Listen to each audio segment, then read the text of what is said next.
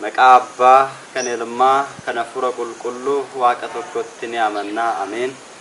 Kabajamtootaaf jaalatamtoota maatiiwwan Waaqayyoon kan jaallattan Waaqayyoos keessan jaallatu hordoftoota chaanaalii GolaFaarfanna hundumti keessan bakka lafa jirtanitti nagaa Waaqayyoo akkam jirtu akkam yeroo kana geessanii galanii fulfinni Waaqayyoo faatoo yeroo kanaan kan nu gahe akka fedhaaf jaalala Waaqayyootti guyyaa irraa kana gaafiiwwan karaa koomentiitiin isin arra dheessitan yookiin immoo kanaan dura gaafattanii turtan walitti qabuudhaan guyyaa irraa kan gaafii sadii isiniif deebisuudhaaf qophii irratti qabadhee isinii dhiyaadheen jira. Gaafiiwwan guyyaa irraa kana ani isinii dhiyeessu inni jalqaba akkas jedha.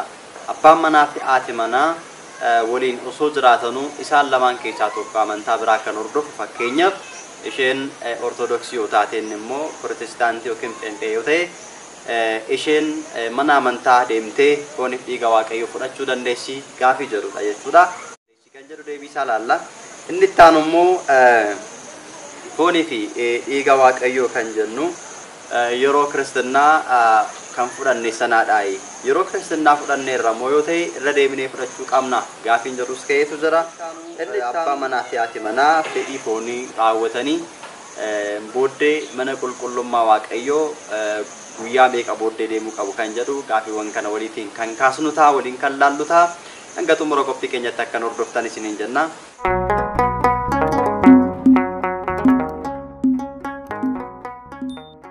Gara gaafii jalqabaatti deebina.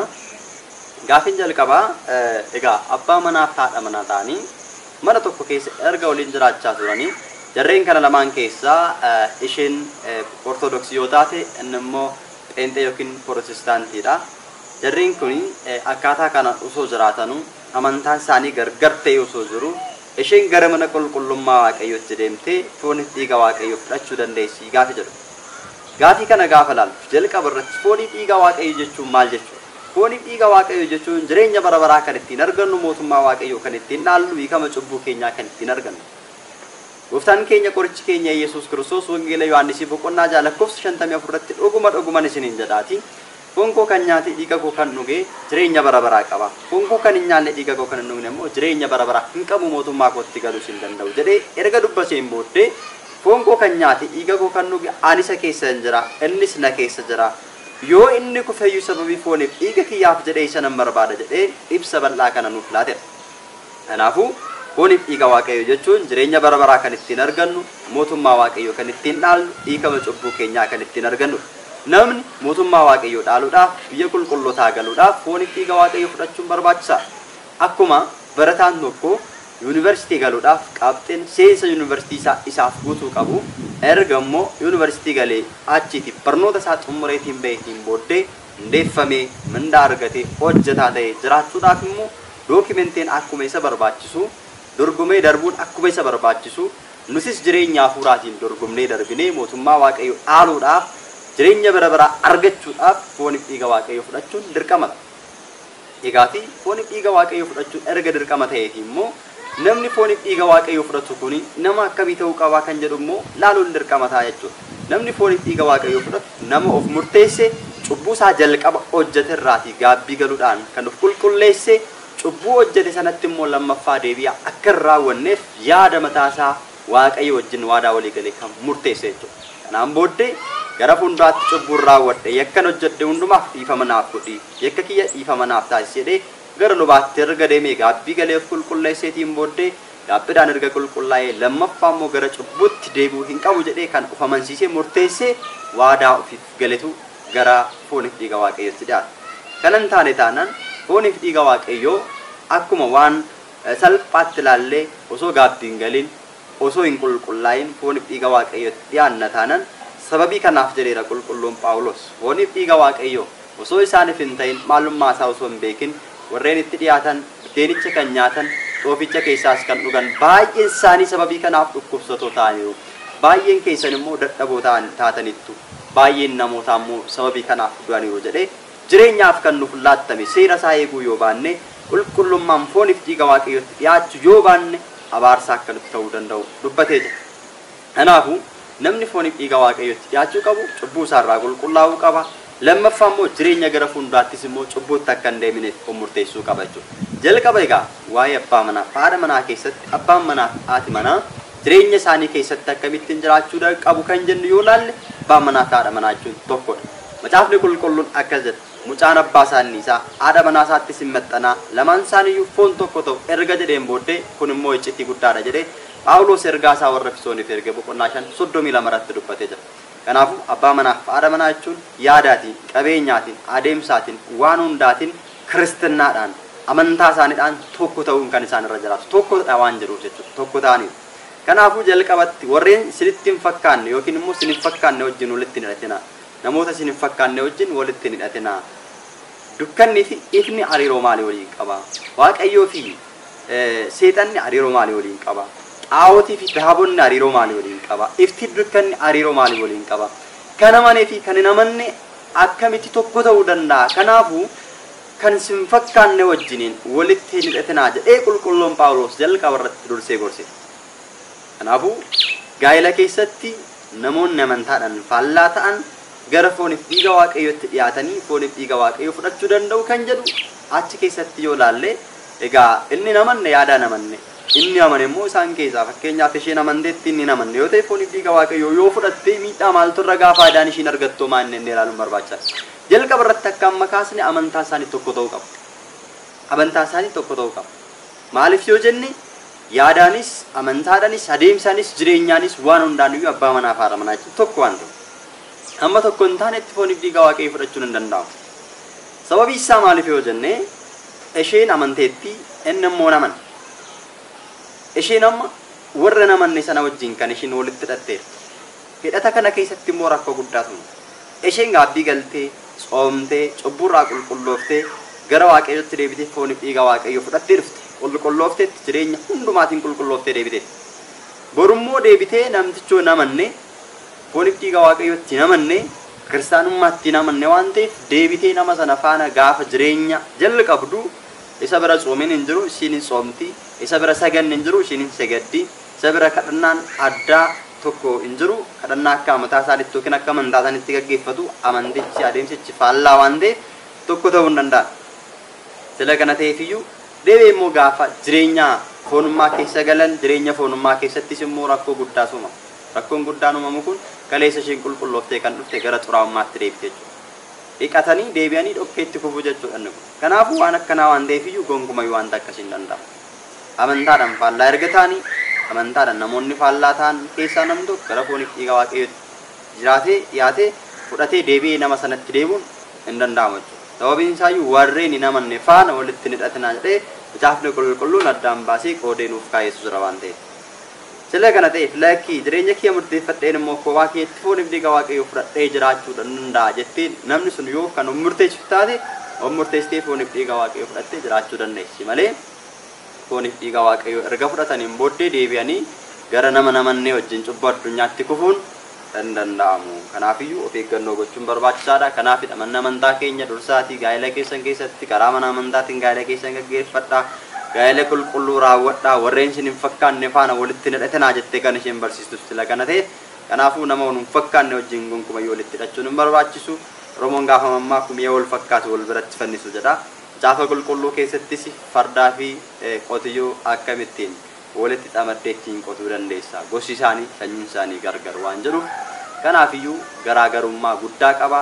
Garaagarummaa kana keessatti garaagarummaa amantii garaagarummaa yaadaa waan jiruufu qulqullaanii deebi'anii xuraa'ummaatti kufuun mataa isaa cubbuu guddaa waan ta'eefiyyuu of eeggannoo guddaa gochuu danda'utu nurra jira. Gara gaafii lammaffaatti darbina. Gaafii lammaffaan fooniif dhiiga waaqayyoo yeroo jennu yeroo kiristinnaa sana kan fudhannudha. Erga fudhanne immoo lammaffaa deebinee fudhachuun hin barbaachisaa kan jedhudha. As keessatti inni kun hubannoo namoonni hin qabne gaafiiwwan akka kanaa dhiyeessuu danda'u. Waan hin beekneef immoo gaafachuun barbaachisaadha jechuudha. Manni amantaa keenya seerota yookiin immoo barnoota isheen barsiistu keessaa dogmaaf qannoonaa tufiitii jettee barsiisti. Dogmaa jechuun maal jechuudha? Immaa iddaggame, immaa ishaashaal, immaa ishaare, immaa iqayyar. Kan hin jijjiiramne, kan hin foyyoone, kan hin banne jijjiiramuu kan hin dandeenyedha. Fakkeenyaaf sagalee waaqayyoo fudhachuu dandeenya. Sagalee waaqayyoo jijjiiramuu hin danda'u. Sagalee waaqayyoo dhaabbataadha. Kaleessa isaarras waggoota darbanii siisuma jechuudha. Kanaaf jijjiiramuu hin danda'u isaan kun doogumaa jedhamu. Fakkeenyaaf macaafni qulqulluu macaafa qulqulluudha bara baraan macaafa qulqulluu ta'ee jiraata jijjiisaas hin jijjiiramu. Kanaaf doogumaadha sagalee waaqayyoo keessaa sirna qulqulleessaa qiddaasee fudhachuu dandeenya doogumaadha. Dingilinaa yookiin durbummaadha keenya qulqulleetti durboomaaramii doogumaadha isaan kun doogumaa jedhamanii waamamu jechuudha. Kan kana fakkaatan jijjiiramuu kan hin dandeenye doogumaadha jechuudha. Doogumaa jechuun walumaa galatti jijjiiramuu kan hin dandeenyedha. Qannoonaa gaafa jennu immoo haala yeroo irratti hundaa'ee kan jijjiiramu. Fakkeenyaaf akkamittiin jijjiiramuu danda'a haala yeroo irratti gaafa jennu fakkeenyaaf qiddaaseen maalidha jenneera qiddaasee jechuun sagalee waaqayyoodha. Doogumaadha jijjiiramuu hin danda'u yeroon isaa garuu jijjiiramuu danda'a. Fakkeenyaaf sanbata qiddaaseen ganamaa adeemsifama yeroo tsoomii immoo sa'aatii booddee adeemsifama. Maaltu jijjiirame qiddaasichi yookiin sagalee waaqayyoo sun ta'e yeroo isaatu jijjiirame jechuudha. Yeroo irratti hundaa'ee kan jijjiiramu jechuudha. Wantichatu jijjiiramu osoo hin ta'in yeroon isaa kan jijjiiramu qannoonaa jedhama jechuudha. Namni fakkeenyaaf amma tsooma imaamaatii keessatti fakkeenyaaf torbee dhumaa imaamaatii keessatti qadaameen ni tsooma. Maaltu fooyyee amma guyyaa santu fooyyee jechuudha. Qadaameen kan tsoomamaan turte hin turre tsoomamte qadaamee shaarramte jedhamte yookiin sanbata diigamte jedhamte akkuma waamamte jechuudha. Tufiitii jechuun immoo traditional jedhu abbootiin keenya darbaa darbuu dhaloota irraa dhalootatti kan darbe seenaadhaan akkuma fakkeenyaaf oduu durii sheekoo baacoo jedhamee addunyaa keessatti dhaloota dhalootatti darbu kana tufiitiidhaan seenaan mana amantaa seenaan mana kiristaanaa seenaan qulqullootaa seenaawwan iddoo qulqullootaa adda addaa tufiitiidhaan kan darbudha jechuudha. Akkuma kana egaa manni amantaa keenya immoo jireenya bara baraatti namoonni akka galaniif wantoota shan lafa gootee jirti. Iccitii waan utubaa shananii jedhamu isaan kun iccitii waan utubaa shananii kana keessaati kan irra deebi'amu jira kan irra hin deebi'amne jira. Fakkeenyaaf iccitii sillaasee jechuun waa'ee sillaasee kan keessatti barannudha. Iccitii cuuphaan takkittiidha irra deebi'amuu hin dandeessu. Isaan keessaa fakkeenyaaf immoo qurbaana yoo ilaalle qurbaanni irra deebi'amuu danda'a. Qurbaanni irra deebi'amaa jechuudha. Kan irra hin deebi'amne jiru kan irra deebi'aman jiru. Akkasuma immoo seera yookiin immoo siraata mana amantaa keenyaa mana kiristaanaa sadan icitiiwwan mana kiristaanaa torban kan jedhaman jiru. Isaan kana keessaa kan irra deebi'amu jira kan irra hin deebi'amne jira. Isaan keessaa fakkeenyaaf cuuphaa fudhanne cuuphaan irra deebi'amuu hin danda'u. Cuuphaan takkitteedha amantaan tokkodha gooftaan tokkodha jedhee macaafa qulqulluu irratti kaa'e. Qurbaanni garuu irra deebi'amee fudhatama. Qurbaanni kaleessa fudhannee har'a dhiisuu kan hin qabne. Yeroo yerootti yeroo hundumaaf qulqulleessuudhaan kan fudhannudha jechuudha. Qurbaana jechuun akkuma dubbanne egaa sababii cubbuu keenyaaf jecha Kiristoos dhiiga isaa dhangalaaseera. Yeroo hunda cubbuu keenya irraa kan ittiin qulqulloofnu mootummaa waaqayyoodhaaf kan ittiin of qopheessinu hiikama cubbuu kan ittiin argannu. Namni tokko gaafa gaabbii galu ergamoota waaqayyo biratti gammachuun hin taaf jedha. Cubbuu isaa gaafa himatee sagadee tsoomee gara waaqayyootti deebi'ee lubatti mataa isaa of agarsiisee of qorachiisee gaabbii isaatiin qulqullaa'ee deebi'ee in qulqullaa'a. Cubbuu isaa sun hundumtuu hin haqamaafi haqamuun isaa immoo kan ittiin mirkaneeffamu fooniif dhiiga waaqayyooti. Cubbuun isaa haqame sun akka irraa barbadaa'uuf gubatee akka barbadaa'uuf fooniif dhiiga waaqayyoo fudhata. Kanaan booddee fooniif dhiigni waaqayyoo sun immoo nama sana hin qulqulleessaa jechuudha. Hiikama cubbuu futsum ilaala. Futsum jechuun bakka kan dhumaa dhiifama cubbuu dhumaa kan keessa hin deebi'amne kan ittiin yaadamne ittiin yaadatamne deebi'ee kan ittiin argatudha jechuudha. Kanaaf yakka keenyaaf cubbuu keenyaaf hiikama cubbuu keenya sodhumaa kan ittiin argannu kan ittiin qulqulloofnu yoommoo kabajnee itti jiraanne mootummaa waaqayyootti kan nu galchuu danda'udha jechuudha. Kanaafuu irra deddeebi'uudhaan hin fudhatama. Namoonni tokko tokko akkamitti yaadu fooniif dhiiga waaqayyoo kan fudhatan daa'imman qofaa fi umuriin isaanii warra achi siqee duudhaaf warra ga'an yookiin 90-80 keessa 100 keessa warra galan qofadha jedhanii kan yaadan kun dogoggoradha jechuudha. Qurbaanni yookiin fooniif dhiigni waaqayyoo umuriidhaan gonkumaa hin daangeffamu. Gosaan hin daangeffamu, sanyummaadhaan hin daangeffamu. Namni kamuu gaabbii galee cubbuu isaa irraa qulqullaa'ee gara waaqayyootti yoo dhiyaate qurbaana fudhachuu danda'a, jireenya bara baraa argachuu danda'a. Qurbaana fudhachuudhaan dursa immoo cubbuu ofirraa gaabbiidhaan qulqullaa'uun barbaachisaadha. Erga immoo qulqullaa'anii fooniif dhiiga waaqayyoo qurbaana fudhataniin booddee immoo cubbuu kan jedhaman kamirraayyuu of daangeessanii irraa fagaatanii jiraachuun murteessaadha jechuudha. Namoonni tokko tokko immoo gaa'ela keessatti qurbaanni hin fudhatamu jedhanii kan yaadanis jiru jechuudha. Abbaa manaa fi haadha manaa ta'anii gaa'ela keessatti fudhatamuu hin danda'amu jedhanii kan yaadan jiru. Kunis dogoggoradha jechuudha.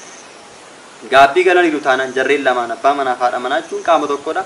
Gaabbii galaniiru qulqullaa'aniiru akkaataa abbaan gaabbii isaanii isaan ajajetti deemanii gaabbii erga galanii qulqullaa'aniitiin booddee fooniif dhiiga waaqayyoo fudhachuu hin danda'u jechuudha. Abbaa manaa fi haati manaa mana tokko keessa gaafa jiraatan qurbaana dursa guyyaa 3 fedha foon irraa fagaatanii qurbaana booddee immoo guyyaa 2 fedha foon irraa fagaatanii akkaataa kanaan jiraachuu ni danda'u jechuudha. Gaafii keenya xumuraa kan ta'e akkas jedha. abbaa manaa fi haati manaa mana tokko keessa ennaa jiraatan mana qulqullummaa waaqayyoo deemuudhaaf fedhii foon irraa guyyaa meeqa fagaachuu qabu kan jedhuuf egaa qurbaana fudhachuudhaaf yoo ta'e jalqaba akka kaasne qurbaana fudhachuudhaan dursa gaabbii galan erga qulqullaa'an guyyaa 3 irraa fagaachuu qabu. Erga fudhataniin booddee immoo guyyaa 2 irraa fagaachuu qabu jechuudha. Laatamallee sirna qurbaanaadhaaf guyyaa 3 jedhameera. Erga fudhataniin booddee immoo guyyaa 2 akka jedhame amma immoo jarreen kun mana kiristaanaa deemanii waaqayyoon galateeffachuu sirna qulqulleessa irratti hirmaachuudhaaf waan ta'eef guyyaa 2 fakkeenyaaf sanbataa fudhannu sanbata yoo fudhanne namni tokko bataskaana deemuudhaaf sanbata beeta kiristaana deemee as qaddasiisuu barbaada yoo ta'e dirqama yoom fedhii foon irraa fagaachuu qaba kamisa irraa jalqabee jechuudha. Guyyaa meeqa kamisa irraa jalqabee irraa fagaachuu qaba jechuudha. Jimaatni yaadayyuu jimaata guyyaa yaadannoo gooftaan keenya Yesuus Kiristoos fannoo irra oole waan ta'eef fedhii fooniin guyyaa sanitti raawwatamu. Qadaameen immoo kabajamaadha. Sanbata immoo qadaamee qulqulleesse sanbata immoo sirna qulqulleessaadhaaf of gaa waan ta'eef walumatti eegaati walumaa galatti guyyaa 3 irraa fagaachuutu irra jiraata jechuudha. Guyyaa 3 fedha foon irraa fagaatee gara mana qulqullummaa deemi waaqayyoon galateeffachuu danda'a. Yoo barbaade immoo gaabbii galeera yoo ta'e fooniif dhiiga waaqayyoo fudhatee mootummaa waaqayyoodhaaf of qopheessuu danda'a. Sagantaa keenya qophii keenyaa irraa sumarratti xumurraa subscribe share gochuu hin dagatina. Qophii itti aanu viidiyoo addaan hanga walitti deemnutti nagaan tura. Subhaat Lexaabeer.